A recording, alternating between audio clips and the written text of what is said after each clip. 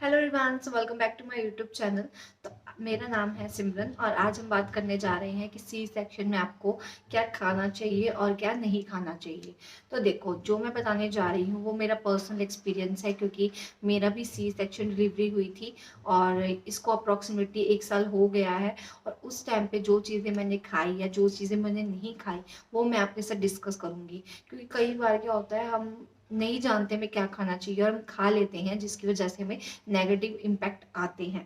तो आज इस टॉपिक पे बात करेंगे कि आपको भूल कर भी क्या नहीं खाना चाहिए और डाइट आपको क्या रखनी चाहिए अगर आपको सी सेक्शन डिलीवरी से जल्दी रिकवर होना है। तो चलिए वीडियो स्टार्ट करते हैं। तो सबसे पहले मैं बात करूंगी वो है फाइबर से भरपूर डाइट।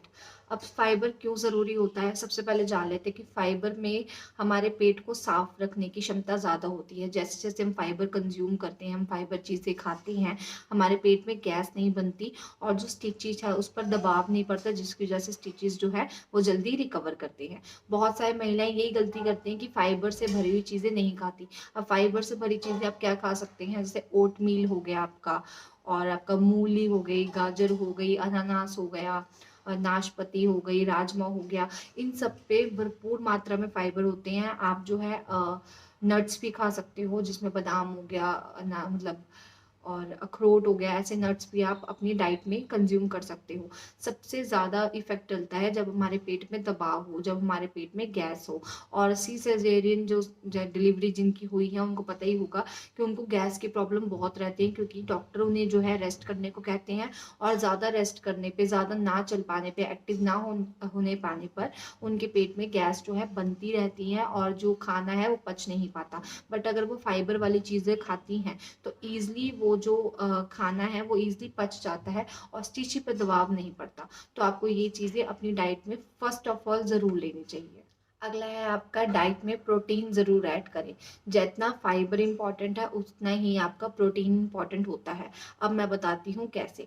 हमारे जो अंदर स्टिचेस लगते हैं वहाँ पे टिश्यू सेल होते हैं। टिश्यू सेल की ग्रोथ बढ़ाने के लिए प्रोटीन बहुत ज़्यादा इंपॉर्टेंट होता है।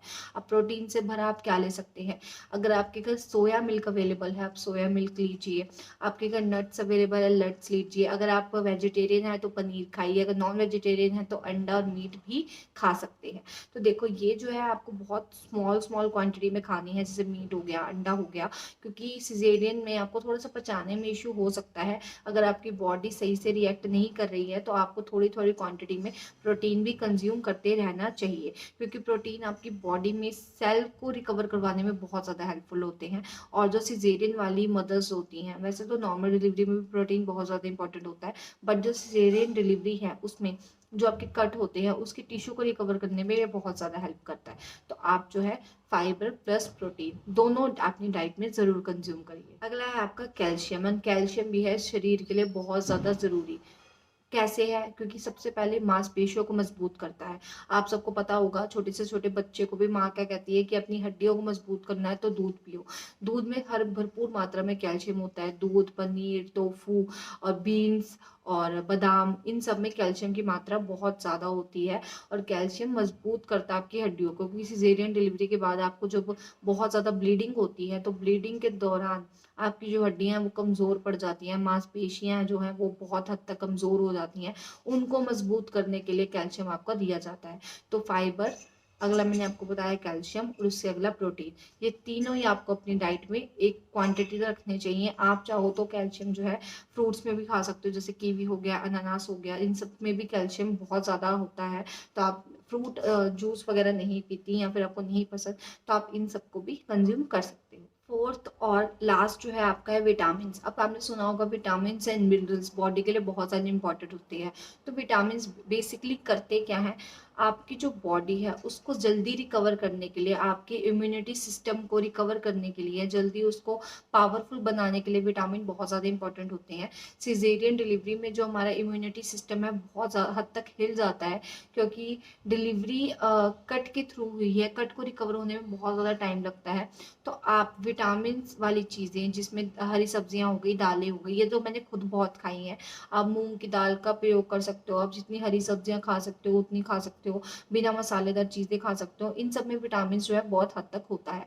तो आपको जो है vitamin and minerals fibre, protein and calcium. ये 4 कंपोनेंट है जिनको खाकर आप जल्दी अपनी सिजेरियन डिलीवरी से बाहर आ सकते हो, और वैसे ही डाइट आप जैसे पहले थी डिलीवरी से पहले, वैसे ही सिचुएशन में आप फिर आ सकते हो। अब बहुत सारी महिलाएं यही गलती करती हैं कि उनको लगता है उनकी सिजेरियन डिलीवरी हुई है, वो अच्छे से खाना नहीं खा सकती है। और कईयों के देखो घर में मिथ भी है कि करने वाले बहुत लोग नहीं है कि उनको ऐसी डाइट दे सके। बट देखो, आपकी बॉडी आप पर नहीं, आपके साथ रहने वालों पे भी निर्भर करती है, क्योंकि अगर आप ठीक रहोगे तो डेफिनेटली घर का माहौल अच्छा बना रहेगा।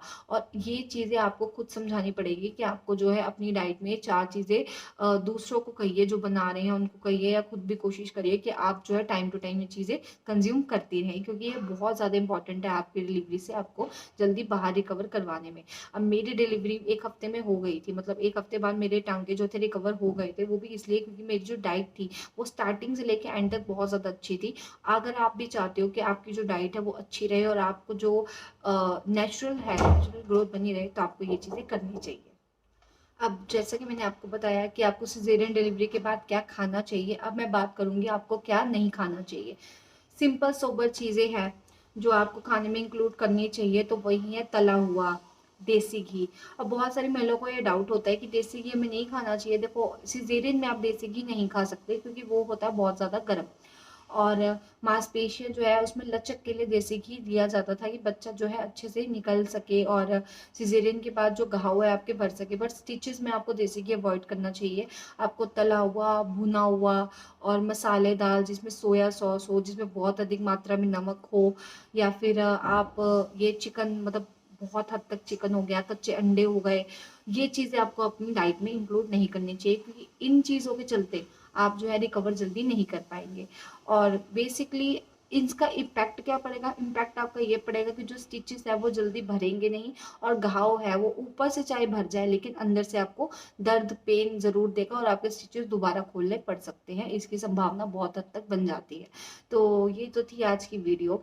उम्मीद करती हूँ आपको जो भी मैं समझाना चाहती हूँ आपको समझ आया होगा, और जो भी आपको डाउट हो आप मुझे कमेंट सेक्शन में पूछ सकते हो। तब तक के लिए बाय बाय।